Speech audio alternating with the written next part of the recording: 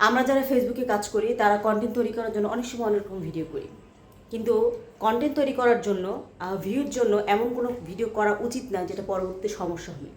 এক বোনকে দেখলাম এসে ভিডিও করছেন, উনি সংসার জীবনে এসে বুঝতে পেরেছেন স্বামী কখনো আপন হয় না। আসলে এই কথাটা কেন বললেন আমি জানি না।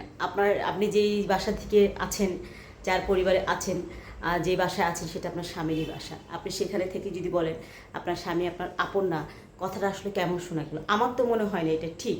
আবার অনেকেই দেখলাম সেখানে এসে কমেন্টস করছেন, বাস্তব সত্য কথা বলেছেন, একদম ঠিক বলেছেন আপু, আসলে স্বামী কখনো আপন হয় না।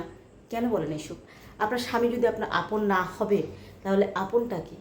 মনে রাখবেন, বিয়ের পর একটা মেয়ের জন্য বাবা মা ছাড়া অনেক সময় বাবা মাও হয় না আপন ভাই। এটাই বাস্তবতা, কারণ বাবা মার তখন ইনকাম থাকে না।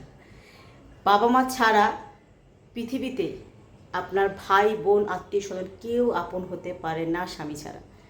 যান না স্বামীর বাড়ি থেকে যে ভাই বোনের কাছে গিয়ে এক সপ্তাহ এক মাস থাকেন, তাহলেই বুঝতে পারবেন স্বামী আপন হয় কিনা। এমন কোনো কথা বলবেন না প্লিজ বোনেরা, যেটা পরবর্তীতে কিনা অন্যান্য সবার উপরে এফেক্ট করে। আমরা ভালো কিছু বলবো, শিক্ষণীয় কিছু বলবো, যাতে সব আমাদের কাছে শিখতে পারে। এমন কোনো কথা বলা আপনাদের কারোরই উচিত না।